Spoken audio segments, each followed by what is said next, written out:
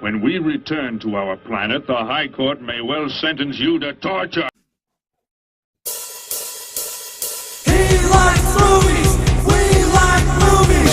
Septum Sin versus the Wild. Septum Sin versus the Wild. Septum Sin versus the Wild. Septum Sin versus the world. I'd buy that for $1.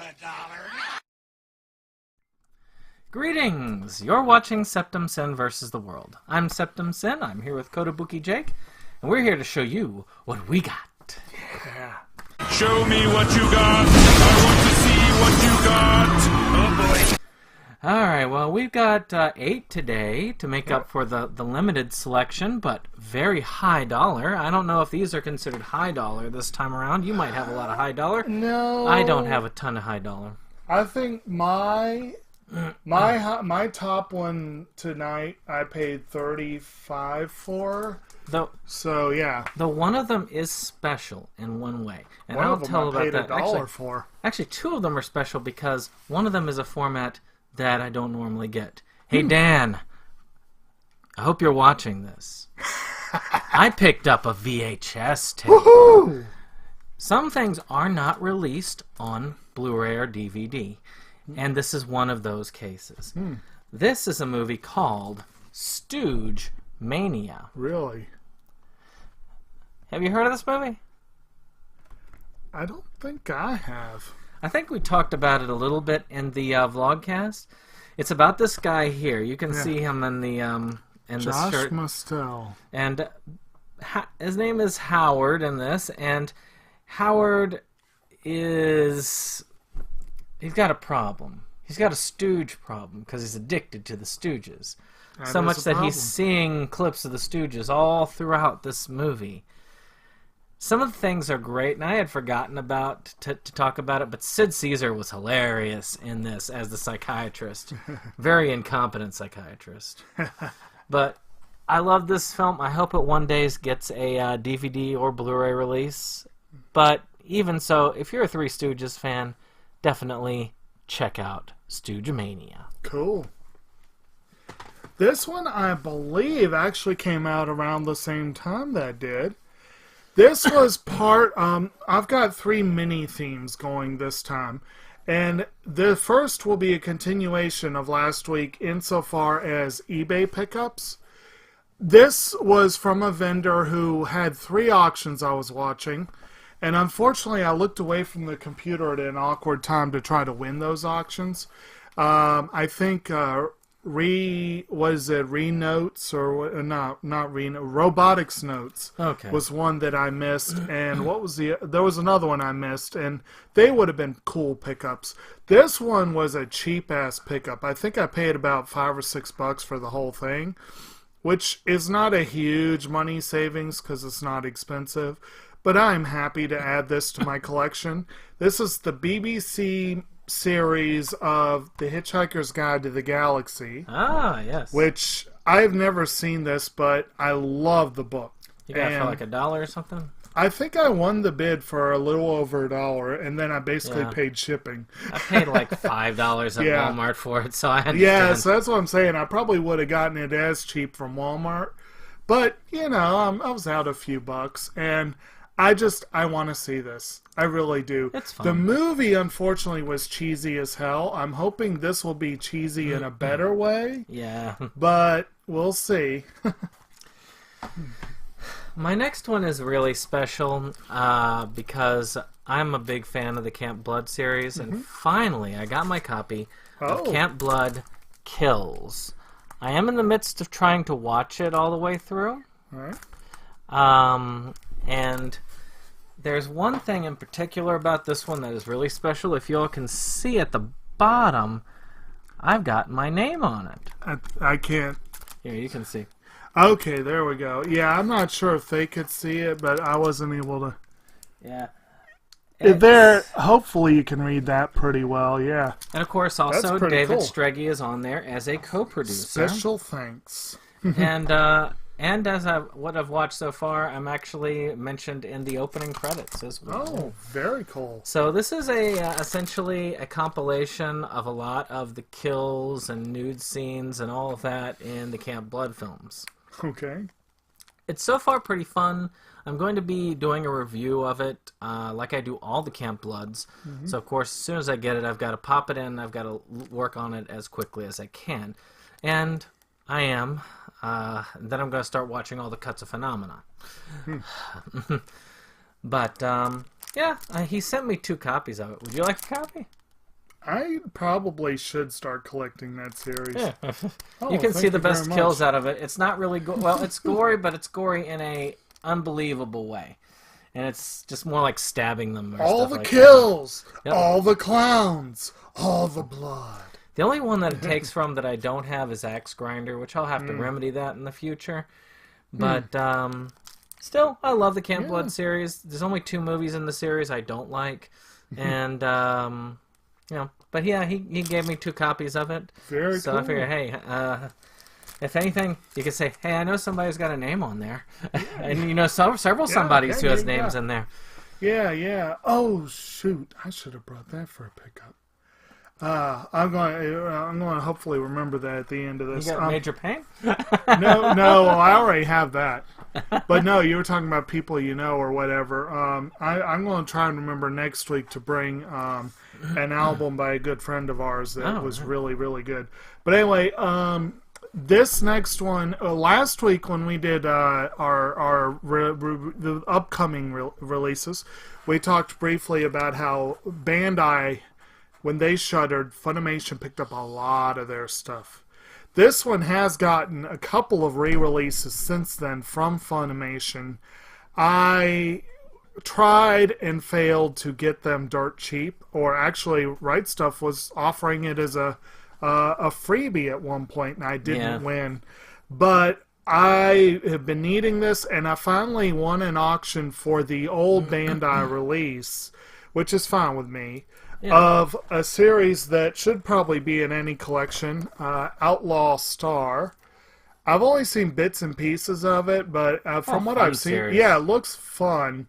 And like I said, this is definitely a nice set. These old Bandai Anime Legends sets are really nice, and you know, they're not quite as fancy, and they take up more space than a Blu-ray, but you know, they're good stuff. And who knows, this is an older series, who knows how much the Blu-ray would have been cleaned up anyway. Yeah. 26 episode series, and I think, if memory serves, I think the whole thing, I'm just trying to put the paper back where it's supposed to go because it was kind of bleeding out the bottom there. Hate when that happens, they get kind of ragged. I think I paid $15 for it, so that's actually not bad for that. And very happy to finally have it. Wow. So, Yeah. fun stuff. A good series. And I've got something even better. Ooh. As a matter of fact, just watched it last night. And that is the Lego Movie 2. Oh. The second one. So you've Or seen second it part. twice now, and I still haven't Yep, seen it. Seen it twice. You know what's weird is on the initial advertising, I didn't really have much interest because it was all taking place in the wasteland. And Yeah. I don't really like Mad Maxian wasteland type movies all that much. The desert bores me, which is kind of funny because my father's the opposite. The desert is like great for him. But I really liked this. It had a great message of togetherness, and it really is a good one. And it did surprise me at the end. Well, that's always good. Well, And often you know, good. even Kim, when she watched it, and she was like, "Well, I didn't see that coming." So you know, at the same time, it really does. She saw part of it, but she didn't see all of it. So Cool. still, it was fun. It has a cute little short on it about decorating the wasteland for Christmas. But very fun. If you haven't seen Lego Movie 2, you should. Okay. Well worth Well, I want that to. moniker. One of these days. But at any rate, my next, speaking of things I really want to see, The priciest pickup this week, like I said, was probably about $35 or so, but I think it was well worth it. I do like to get my Funimation limited sets when I can, because they are nice sets. And to me, $30-$35 for a series that's highly acclaimed is worth doing. This is a series that is highly acclaimed. I've heard nothing but good things about it. It's one I've been wanting to see for a while. Oh, yeah. And that is called The Devil is a Part-Timer. And you see, you got that really cool... Now, of course, the person who sent it to me wrapped the box in a nice little plastic wrap. I'm not sure I'm going to keep that necessarily, because then it won't match everything else. Reminds me a lot of what Aniplex wraps theirs in. That is true. But there's much sturdier box than an Aniplex box. But basically, from what I understand of it, the gist of it is that the devil, I can't remember why he comes to Earth, but he basically gets stuck working part-time in a fast food restaurant. And I want to say this one is one of the, one of his chief servants or someone who's trying to force this one here. I can't remember exactly what her role is, but basically there are supernatural shenanigans that go on in addition to the more mundane. But from what I understand, this is a series that does a great job of balancing the two. And I want to see it. I'm excited about that. I've had my copy forever. I need to see it. Alright, this one is special because it is coming out this week for Movies Galore. And that is my pick for Inside Movies Galore, Castle of Cagliostro. Now, this is a really awesome movie, and this edition I bought because... Is that a discotheque release? It is. Isn't that something? Eastern Star Discotheque. Huh. And for that has a lot of special features that I was surprised about. This is a really awesome edition. I had the same edition that you had, and still have, but I'm actually going to probably end up getting that one, giving that one away. This really sad-looking one from Manga Entertainment. But, because the only reason I would keep it is because I like to keep because there's 2 dubs, actually 3 English dubs that they did. But this has not only the new one from 2000 and the family-friendly English dub from around that time, but also has the original English dub as well. And several of the Japanese tracks have been redone. It's looks really good. I've actually, like I said, I watched it just today. Has interviews with people, including Monkey Punch, which is really important as far as I'm concerned because he did pass recently. I find it fun that Solid Snake himself, David Hayter, is playing Lupin in the more recent dub. So if anything, it's fun listening to him and imagining Solid Snake doing those. But if you haven't watched this, Lupin is fun. This is a great one because a lot of the other ones are a little bit more racy. But this one is more of the family-friendly because, well, Miyazaki himself, it was his first feature film that he directed and his first feature film he wrote.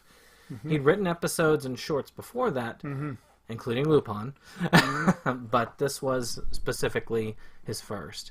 So you get to see, and you can see that hand in a lot of the art styles. Right, and if I remember correctly, I believe this one helped bankroll Nausicaa, didn't it? It did.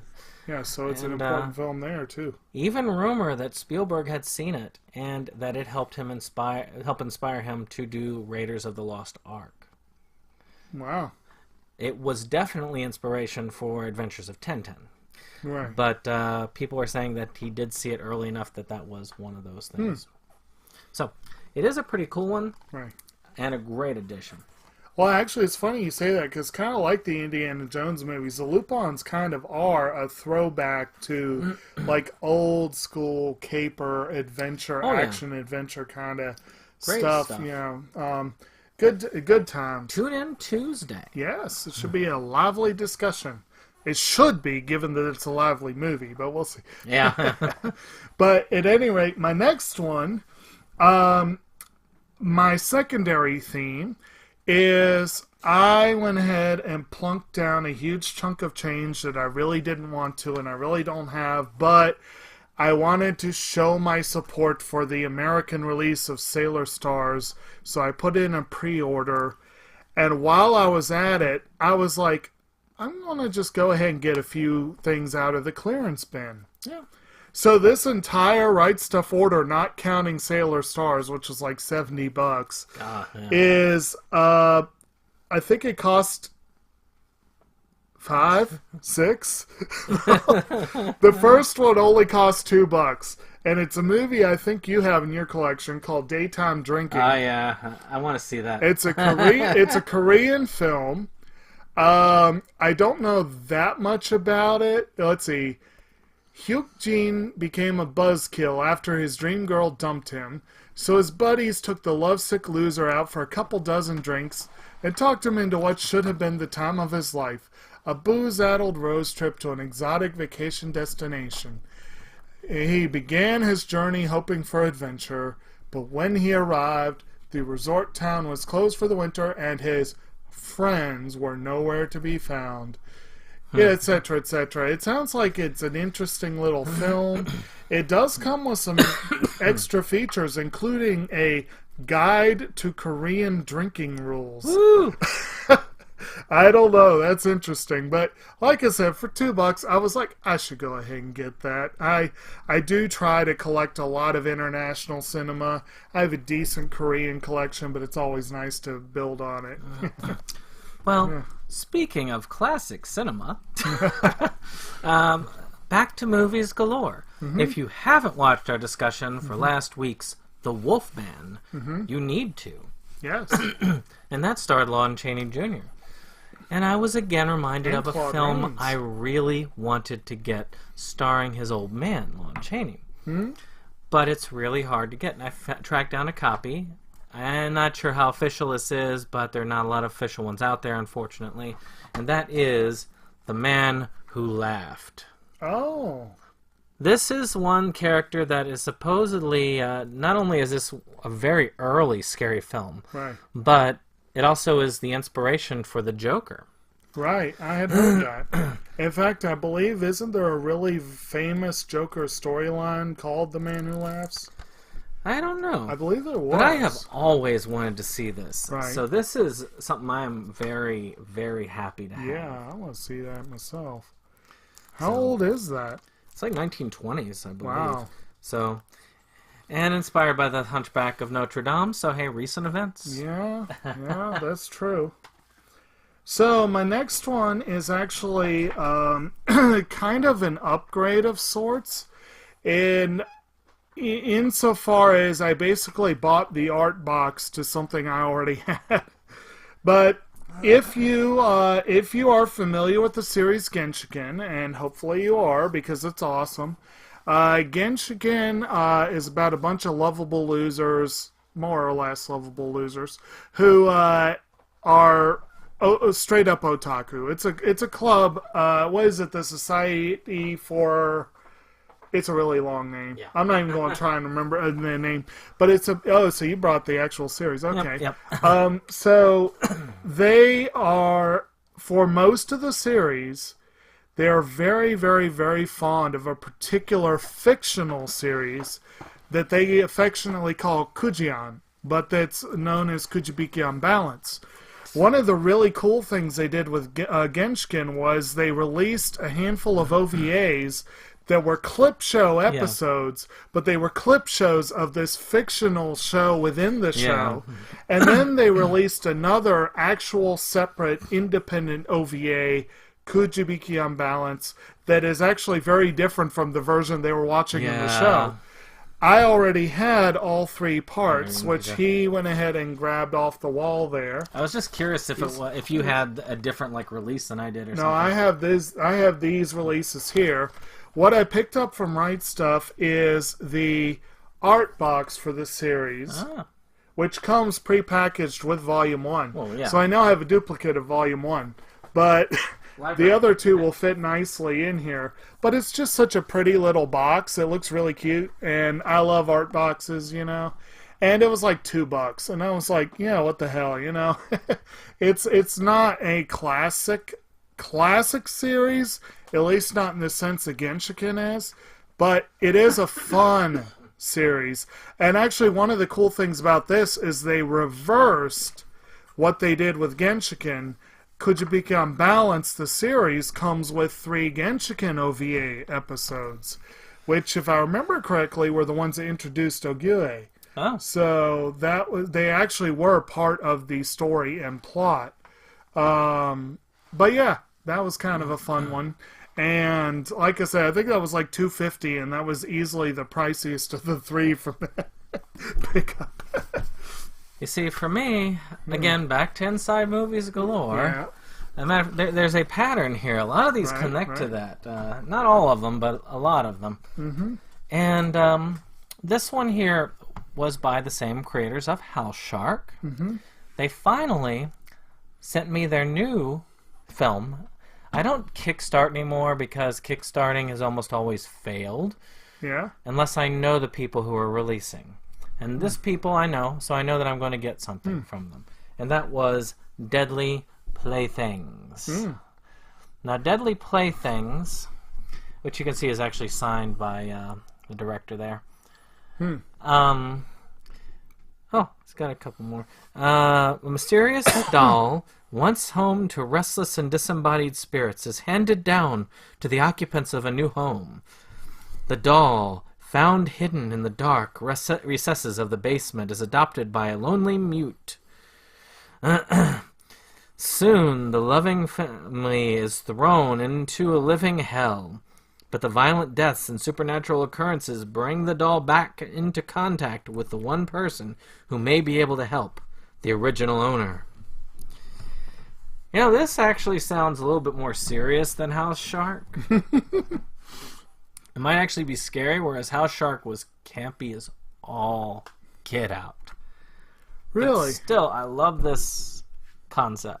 Yeah. I think doll movies are really creepy. They can be, yeah. Said the White Rabbit. Well, and the new Chucky movie's coming. Oh, yeah. Another one? Well, at least they've rebooted the series. Oh, jeez. And Mark Hamill is going to be playing Chucky. Oh, yeah. Did you hear they've announced that next year there'll be another Purge movie? And then we got a new John Wick this weekend. It's so many series that just keep going and going.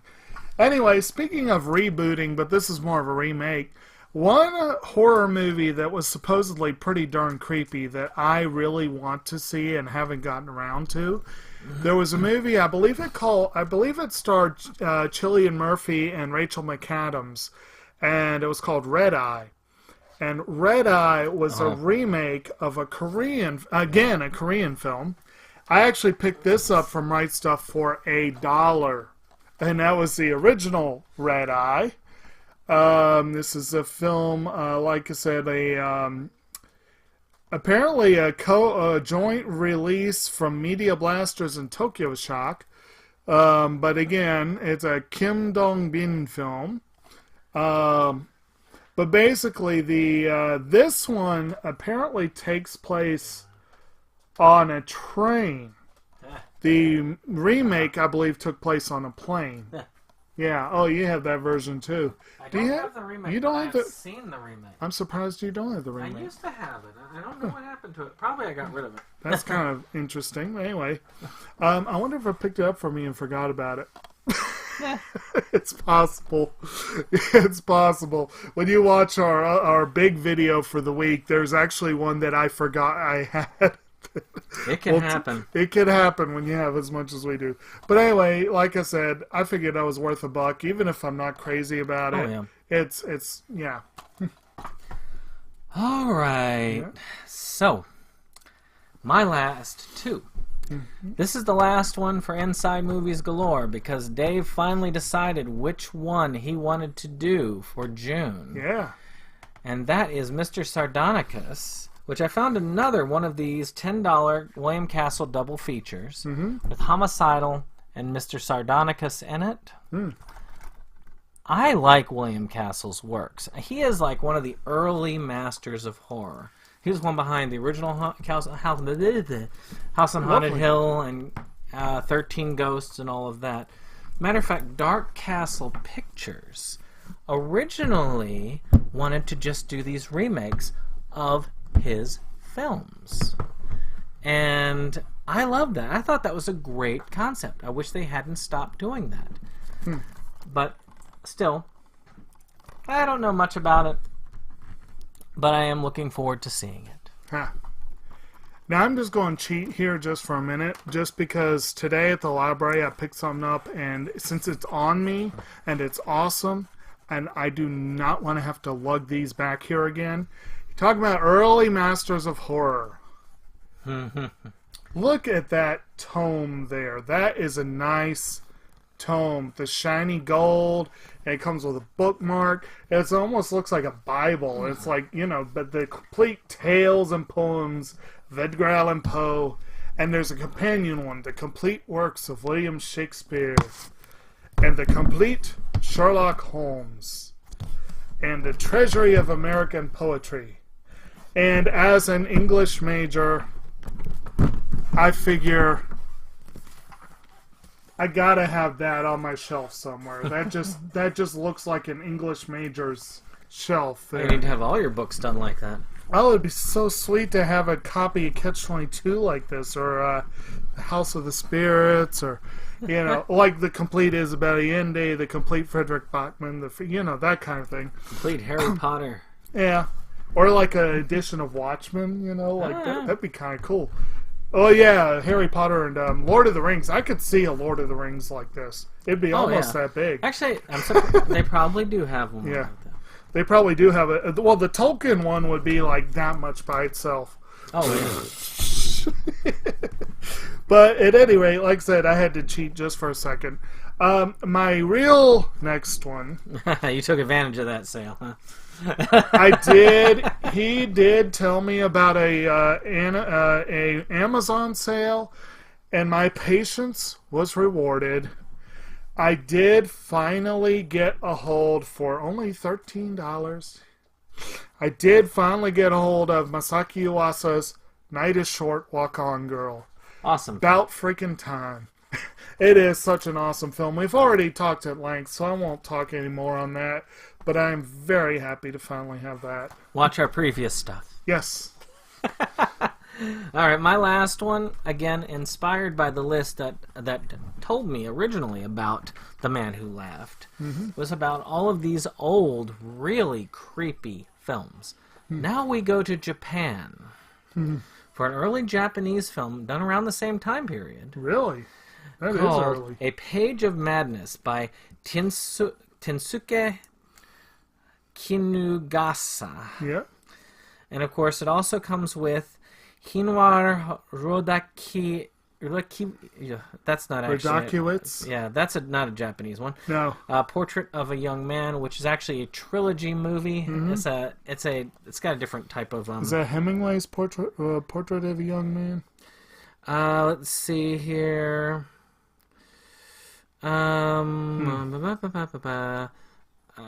This is filmed in 25 through 31. And of course, Page of Madness was done in the 1920s. And here you go. That's a cool looking set. It is supposed to be extremely creepy. I wanted to get a hold of this. I went ahead. I had an Amazon gift card, so I went ahead and got that and The Man Who Laughed, so I could have some really classic stuff in my collection. So like watch them back to back. Yeah, it's possible. And then watch House to top it off. Ugh, House. House. Yes. Okay, my last one. This was the companion piece, because obviously at $13, that wasn't enough for free shipping for this one. I had to do something for free shipping. I have had a very strange mental block regarding the next one. I refused to buy it for over $15. But then a premium set came out, and I was willing to go to $23, $24 for the premium. And I ordered it, and Right Stuff canceled my order on a technicality. So I ended up getting it finally at the same price I had ordered it, which I think was $24. And this is a very, very, very important addition to my collection. Mamoru Hosoda's Wolf Children. Ah, that's the nice edition. The nice edition. So I now have one of these, because Funimation did, what, 4 of them like this? Yeah. I think they did The Girl Who Leapt Through Time, Summer Wars, and The Boy and the Beast, and then this one. And it's got, the little slipcover, and it actually comes bundled with a little booklet that looks pretty cool. fun. Otherwise, I don't recall exactly how much this adds in the way of bonus features. It's not an extraordinary amount, but it's a little bit. It's a somewhat nicer edition. I'm really not sure it was worth allowing myself an extra $8. But I also was just getting sick of not having that film, because it's an awesome film. I've actually read the manga adaptation, which is also really awesome. I need to see it. And this is Hosoda's films in general are pretty essential. So very happy.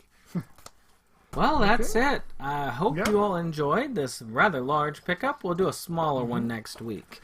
But in any case, let us know what you've picked up in the comments below. But otherwise, we'll see you on the next one. Goodbye.